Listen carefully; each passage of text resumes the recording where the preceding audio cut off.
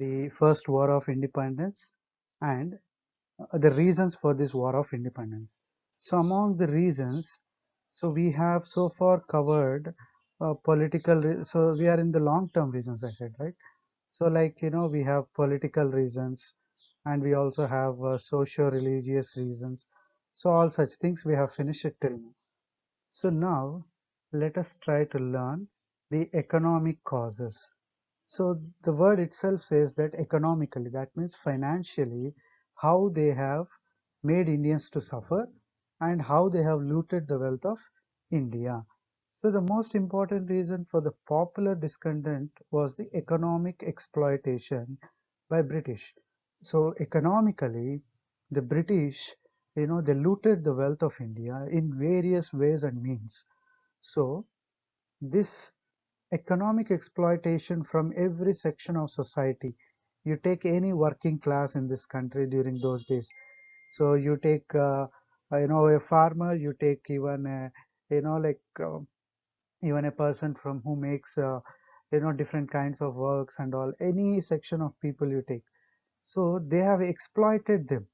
So through various ways and means.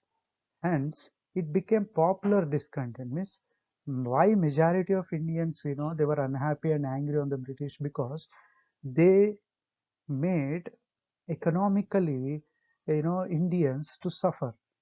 The sections which were really good economically and financially, they have slowly slipped into financial crisis because of the policies brought by British. And the economic exploitation took the following forms. So they used different ways and means, various forms they have adapted and various means they have adapted in doing such exploitation. And exploitation of economic resources.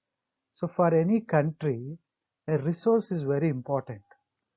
From this resource only, man will economically progress, isn't it? So we need some resource. The nature gives us the sources and resources from which we slowly develop economically. And during those days, what was the major resource of Indians? The major resource of Indians was agriculture. And as you know that, what is the source of agriculture? Basically, it is land. So, agriculture India was made an economic colony to serve the interest of industrial England. By this time, England was progressing industrially and there were many industries developing in England. And for that industries, they need some resources, some raw materials they needed. So they found that India is agriculturally rich and it is nothing but it is directly a source of several resources. So they had exploited this agriculture sector like anything for their own interests. India was forced to export at cheaper rates raw materials like cotton, silk that the industries needed urgently. So the Britishers, they were having cotton industries, silk industries in their country. Now for this cotton and silk industries, they need raw cotton and raw silk. So what they did from Indian markets, from Indian farmers, they made them forcibly to export this cotton and silk, raw silk. Okay, whatever the is required for their industries, this raw material, they have asked, or they were forced the farmers with strict laws and other things to export that cotton and other material at a very cheaper price by the territorial power they enjoy, as they became the masters of, you know, uh, they became the masters of these places, right? So what happened then? When they became the masters of their territories, then slowly they started involving in the taxation system and other materials. So then slowly they started taking them away from. So as they started involving with agricultural activities, they made the prices cheaper and it made them export very at a very nominal prices. Plantation products like indigo and tea, food grains which were in short supply in Britain. So what they did, whatever they have short supply for their industries, if their industries are having some scarcity with some kind of raw material like indigo and tea, they made that imports from India at a very cheaper price. And India was made to accept ready-made British goods, either duty-free or nominal duty rates. So in one way, they made us export our raw materials at cheaper prices, and with that raw material, they made goods in England, and they are called finished goods. And those goods were again sold in India with high price or no taxation at all. Not at all. They won't pay any kind of taxation and all, and at the same time, they make them to buy with high prices when the taxes and all, British goods either duty free or at not duty nominal duty rate, so that their traders will benefit more from them. The Indian handmade goods were unable to compete with the cheaper machine-made British products. So once it is made with machines, because England was industrializing with those days, and these industrial made or machine made goods, they reduce the workload and all of human, and so they used to sell them at a very cheaper price, and people know generally what they do at the same very less price. If a product is available, then why do they buy handmade products and all? So the majority, the Indian handmade industry, it suffered a lot because of the dumping of these cheaper machine made British goods from England. See, in one way they are taking our things, and again they are selling the finished goods for us only, and destroying our industries. This ruined the Indian industry, and especially artisans, people who are skilled in making objects with hands. Their jobs were at risk. Their income got reduced, and the employment suffered a lot. So they slowly the employees got reduced in that people stopped practicing those kind of artistic works because the machine-made goods are giving high competition for them, and they can't use you can't they can't sell at that high prices and all. On the other hand, export of raw materials and food grains deprived India of our agriculture surplus. Because of all such high exports, as well as a huge even imports, then what happened? The Indian system, agriculture system, was those days it was surplus. That means more than what we required, our farmers used to grow, or our artisans used to make. But now what happened? We have fallen into a situation where we were having that we moved from that surplus state to demand state. So slowly demand raised in India and the prices of raw materials increased. Thus the change, the nature of India's trade became an instrument for exploiting Indian resources. So in this manner, the Britishers, they have spoiled the trade of India and exploited the Indians. On one hand, they have looted our wealth. So I mean, they have increased exports of raw materials from our country. On the other hand, they have dumped Indian markets with their finished goods, so that the local industry in India also got ruined. So the other important point here was like when demand arises due to huge exports to England, the raw material, suppose cotton growers are there. All the cotton which used to grow, now it is being exported to England. There is a demand for that cotton for the weavers in India. So when demand is more, prices increased. When prices increase, the local cotton weavers could not afford that cottons, and they finally gave up their professions. Thus, British have looted our or they have exploited our agriculture and other industry. So how they have drained our wealth? Just now we have understood on what major sectors. Indians were majorly dependent on agriculture. So just now we have seen how they spoiled agriculture sector. Now, so drain of wealth is a popular concept where we will understand that how they have taken away wealth from India, how intelligently they have planned and how they have taken away the wealth from India. That we will see. It's like a theory kind of thing. Just let us understand. Till the Battle of Plassey, the European traders used to bring gold to India to buy Indian cotton and silk. So till the Battle of Plassey, so in 1757, no, when this battle occurred between the Nawab of Bengal and the British or the East India Company, unfortunately, the Nawab of Bengal was defeated, and Bengal went into the hands of British, and the first territory to be conquered in India was Bengal. So when India, I mean Bengal's administration came into the hands of British, they started, exploiting the resources. Before that, they used to bring gold to India, and in exchange of gold, they used to buy cotton and silk. Such was the situation. We were upper hand in those days. They used to give us gold and take away the products whichever they require.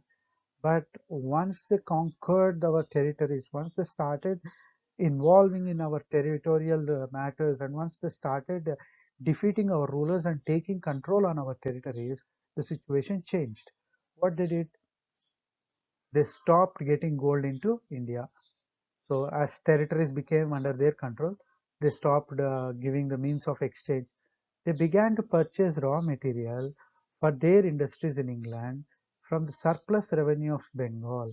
So in those days, Bengal was almost the richest province in the entire, one of the, I'm not saying it is only, but it is one among the several richest provinces that England had in those days. So Bengal was generally very rich province due to the natural availability of all kinds of resources there. So what they did, it was surplus revenue. That means they used to get more than what they required. The taxation was very good. Farmers used to have high production. Everything was surplus, more than what they required. There were huge profits from that for farmers, rulers, and everyone. So what they did, they started duty-free inland trade.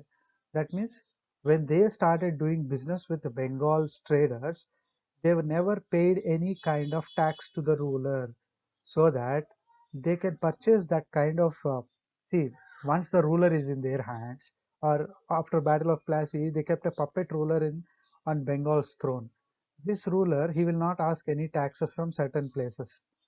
When they don't pay taxes, the traders will go to that kind of areas where they were allowed to do trade without paying tax, and they used to buy and purchase goods.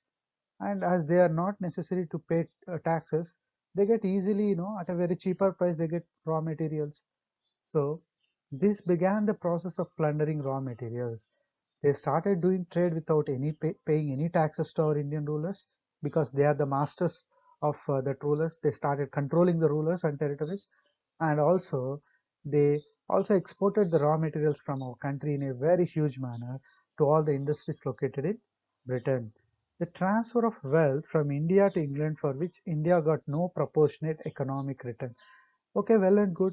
We will see that maybe they are taking huge exports are happening from India, but these exports, are they useful to Indians?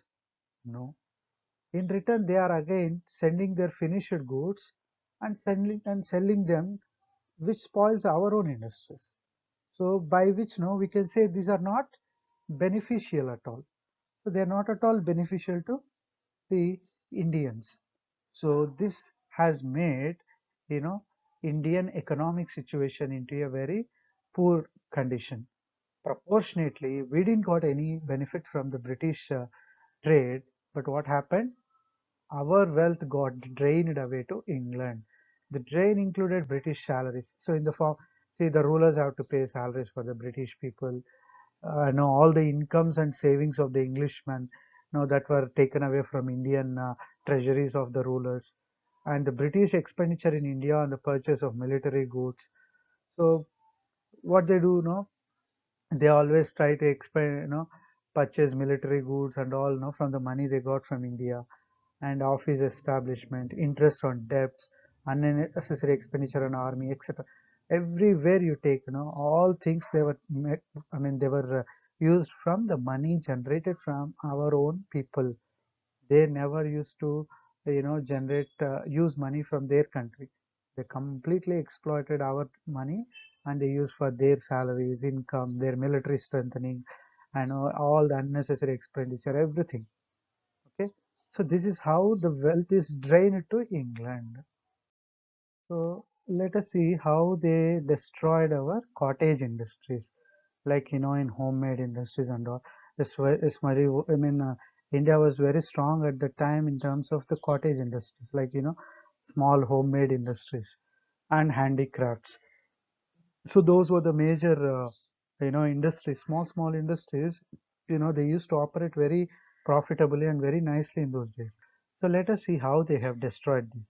Heavy duties on Indian silk and cotton textiles in Britain destroyed Indian industries. So what happened? So even in Britain, no, there were some kind of textile industries run by Indians or some kind of traders, and they were dependent on Indian markets for getting that cotton or whatever it is. Now what they did, they have increased the duties on such things.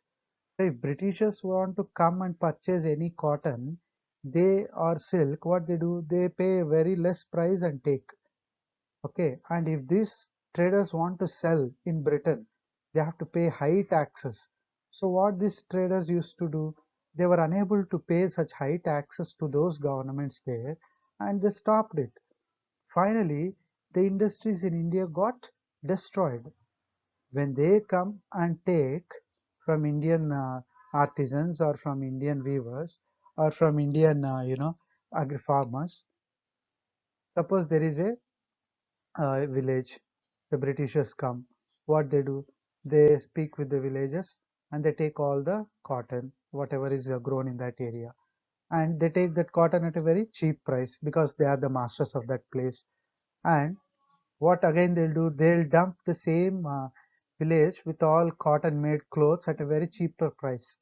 If a weaver makes the cotton dress, it costs him around, for example, I'm just saying for your understanding, for example, 100 rupees. I'm saying just for those days it was more. Just say 10 rupees it used to cost for a handmade weaver. But this finished good used to come with just 5 rupees because it is made with machine. Now what people will do, they'll generally go for less price goods. Same cotton taken from the village, and they dumped even the finished product with a less price. Also, whenever somebody wants to trade with, suppose our traders will go to Britain and they wanted to trade with the the industries there. They wanted to sell. So what happens? They charge high taxes for Indian textiles. And these owners of Indian textiles, they cannot pay such high taxes.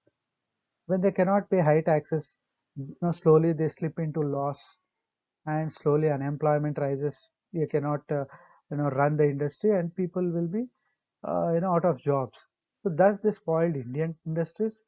On the other hand, the British goods were also imported to India at a nominal duty. And once these finished products comes to India, they pay very less tax and enter India.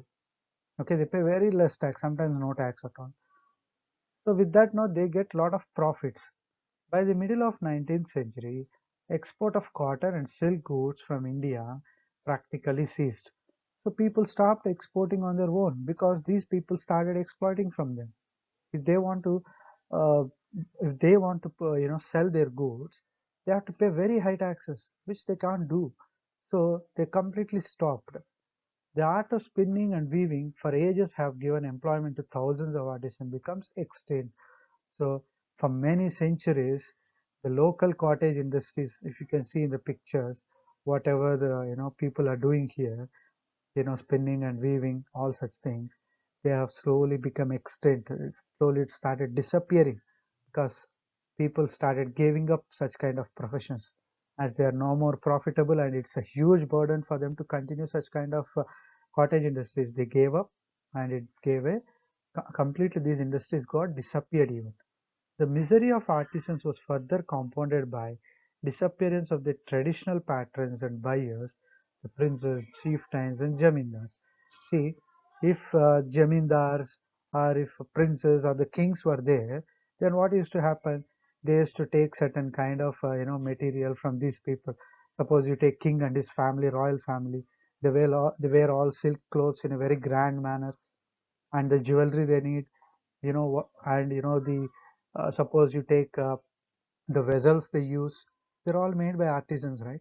And they were in a very grand manner they make. So when such people are there, these cottage industries used to get full work. Now the Britishers have replaced them with their own administrative systems and all. Now when jamindars, the princes, the kings, when they slowly started losing their territorial power, and in their place Britishers came, there were nobody to encourage them to give such kind of things. So the artisans suffered a lot with that kind of policies of British.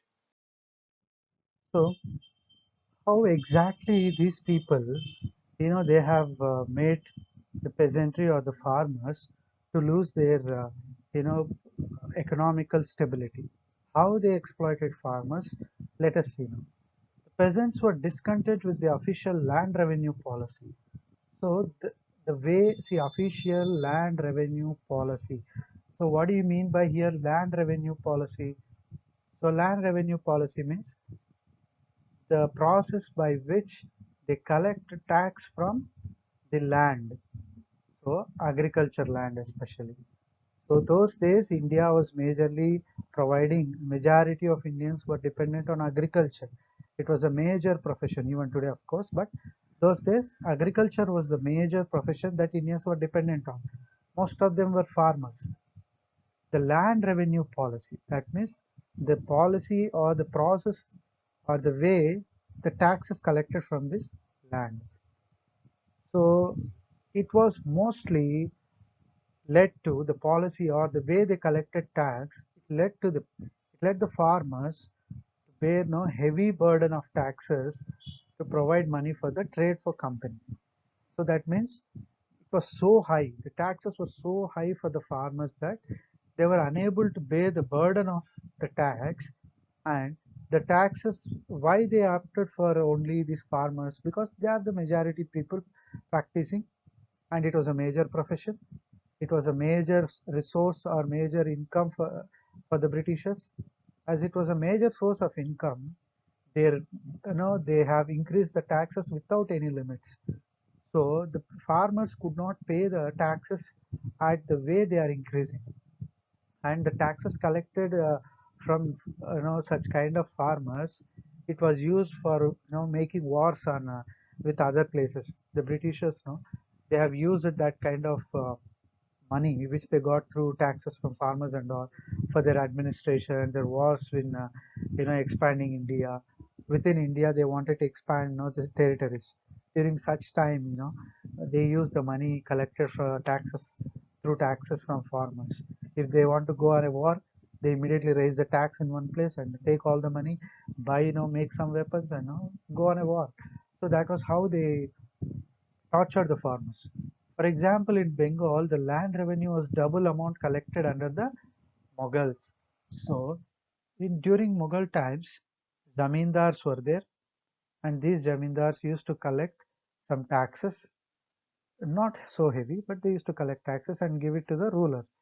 And in return, again, what the rulers used to do, they used to improve agriculture facilities like irrigation, digging canals, tanks, and all. They used to use that money like that. But not even a part of the revenue collected. Already they are collecting double the amount than Mughals. If Mughals are collecting 10 rupees, they started collecting 20 rupees of tax. Now, even though they increased the collection of tax, in return they didn't use that money on agriculture development activities. A farmer requires irrigation facility, some water canals, tanks. He requires those things.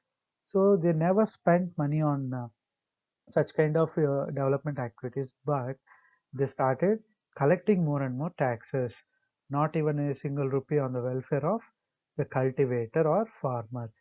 So on one side, the revenue is increased, right? They want to pay more taxes.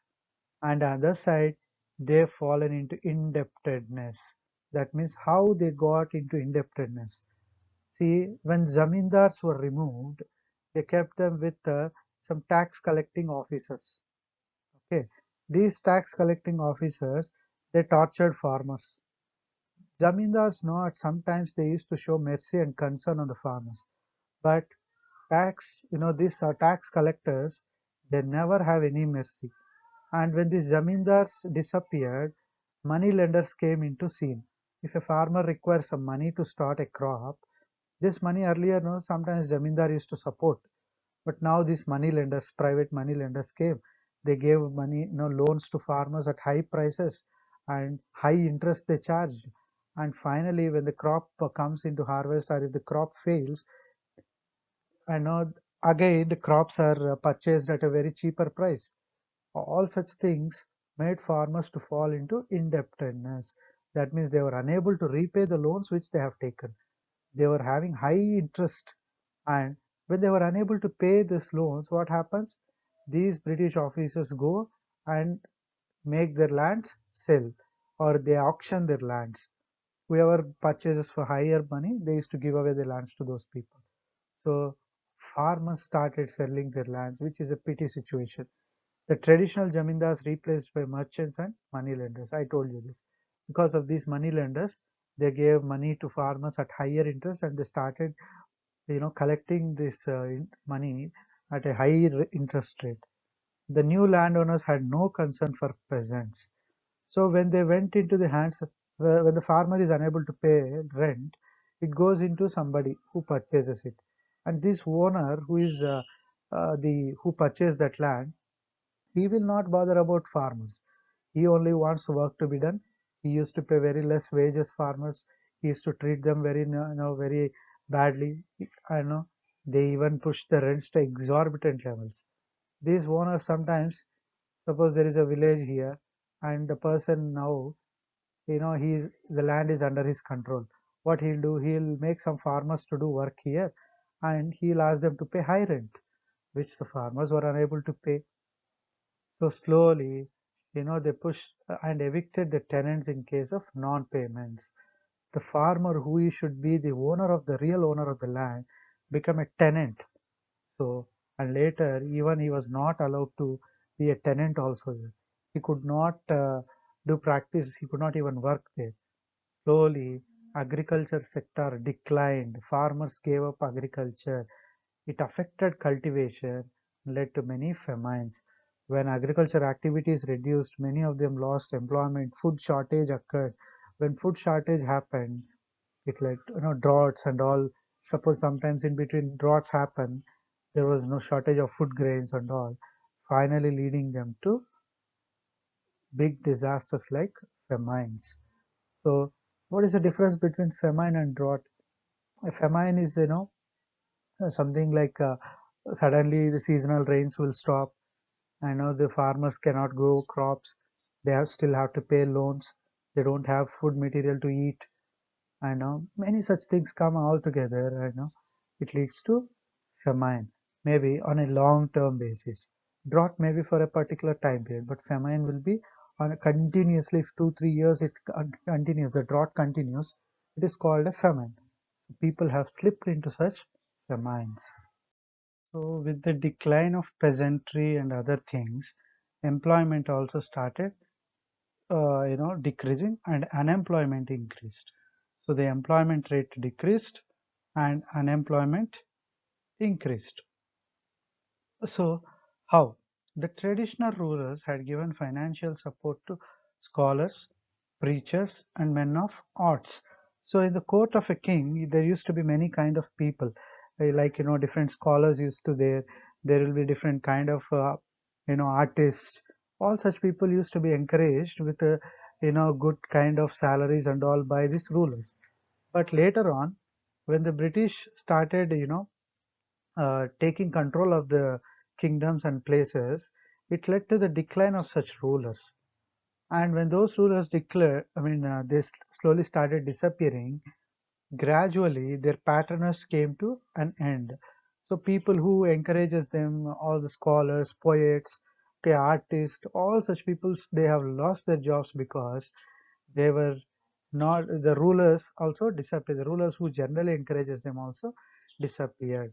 When the native states were annexed to British dominion, thousands of soldiers and officials in administrative, military, and judicial posts became unemployed. So whenever a particular state is captured by British through any kind of policies, all the ministers, soldiers, officials, they used to remove them, and they make them unemployed. They only keep the people who listens to them, and generally whoever are with the king, they will be removed. So many of them lost their jobs. Even military side, the judicial posts, even the ministers, officials, everybody turned into unemployed when the British take conquest of a state. So it also excluded Indians from higher posts. For example, if some people are still remaining in the office of the British, they'll remain as only a very low cadre jobs and all. They were never allowed to get into higher jobs and all. All these things became bitter enemies for the British rule in India. So all these factors was no growing unhappiness, anger against the British. Slowly Indian, the Indian, all the sections like coffee officials, many such people, they felt very angry at the Britishers, and they're waiting for a time. In fact, inhuman treat to indigo cultivators. Indigo trade was highly profitable to British, but the conditions under which peasants had to work were inhuman. So those days, farmers were forced to grow indigo plants. This is how an indigo plant will look like. A blue color flowers and all will have. And you can see this is a indigo factory which was set up in Surat near Gujarat. So this where no what is the use of this indigo plant? They take these leaves or flowers and they crush these flowers, and out of which they get dye. Okay, this dye is used as a sorry, this color will be used as a dye for coloring clothes.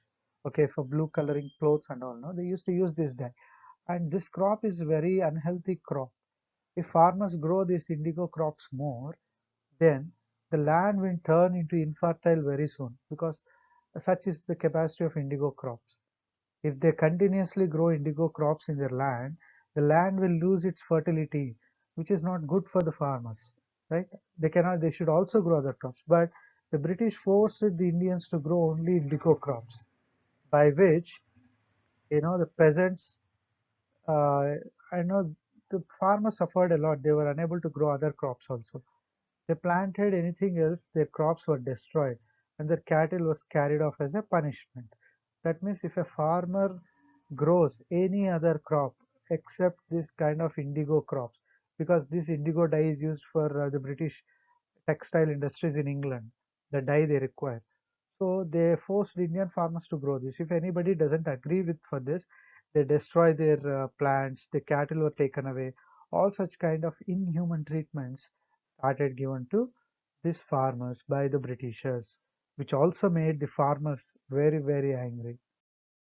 So with all such policies, already people were suffering, and now because of the result of that policies, there were several, poverty and famine. So India slipped slowly into poverty, especially the people, and famines started increasing day by day. So British economic exploitation, decay of indigenous industries. Here indigenous means local cottage industries, high taxation because of the high taxation policies they have adopted, the drain of wealth. So I told you, like, all the resources were taken away, which is the source of wealth, and the stagnation of agriculture. So what is mean by stagnation of agriculture here? They only made certain crops to grow and other crops to stop growing. So agriculture was made stopped in one way, like not giving any irrigation facilities and all such things, and exploitation of the poor peasants. So by making them indebted with high interest rate loans and all, they even exploited the poor farmers, reduced Indians to extreme poverty. All these regions, economic exploitation, decay of industries, draining, all this made people undergo extreme poverty. And famines ravaged the country in the second half of 19th century. There were 12 major and numerous minor famines between 1765 and 1857. Imagine 12 major famines. How horrible it would be. And Bengal famine was one such a disaster famine where some lakhs of people died due to hunger and starving. Okay, so because of such policies of British, there were 12 major and numerous minor famines. The famines were the result of drought, other natural calamities, as well as had administration. Because of the see, sometimes due famines occur due to due to failure of rains and all. Drought may come, but governments used to help. Those days, the Mughal rulers used to waive off taxes and they used to help farmers. But the British administrator ignored such famines and droughts. As a result, people lost their lives. Lakhs of people lost their lives. They have never stepped out to reduce the misery of people. The British never showed interest in reducing the misery of the people. They only were worried about how to, increase their revenues by improvising, by increasing taxes more and more. And decline of landed aristocracy. So here, landed aristocracy. What do you mean by this? See, those days the kings never used to have direct control of the land. They used to help. They used to keep officers called talukdars or hereditary landlords. They were called landlords. In Mughals time, they were called zamindars and all. A group of land will be given to them, and taxes will be collected from that agriculture land through this talukdar or through the zamindar, and he will keep some part of money for his salary, and rest he used to pay as a tax to ruler. This was the job of a landed aristocrat. Aristocrat means he was the authority there. According to the provisions of Inam Commission 1852, so what these Britishers did, they took away land from these landlords. They made landlords to give up all the lands. They said, you are no more the rulers of this land. There were no bosses for you. And how did you got these lands? So those days the lands were together called estates. Okay, they were called estates. For one estate is nothing but the total amount of agriculture land present in one particular area, or you call it a village. And for this estate, one talukdar will be there, or two or more estates also. They'll keep one talukdar. It depends. Now, how they got control over this land? The kings have donated them. See, the kings, the rulers, those days, Mughals, somewhere they used to be in Delhi. They can't operate the taxes from a land which is very far away from their place. So they appointed these trustees called talukdars or zamindars, and on faith, the business runs. The talukdar used to be very faithful to the ruler. He pays tax and he kept some money for him as salary, and that's how he used to run. Now the Britishers came and asked talukdars, how did you got this land? So you're not supposed to control this land. That they have decided by appointing a commission called Inam Commission. Through this Inam Commission report, you can see this Inam Commission report here. What they did, 20,000 estates were confiscated when the landlords failed to produce evidence like title deeds by which they held the land. So in many places, the zamindars and all, self-proclaimed, and the rulers, when the Mughal rulers slowly decline, they have declared themselves as the rulers of local areas, and they were controlling the lands. Now the Britishers asked them to produce proof, the title deeds. Show me what is the proof that the king has given to you.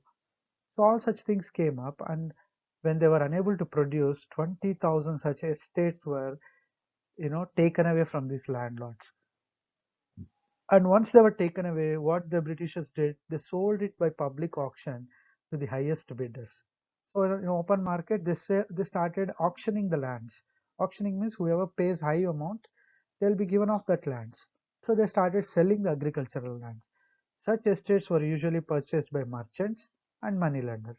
Now, who has that capacity to buy such lands in auction and all?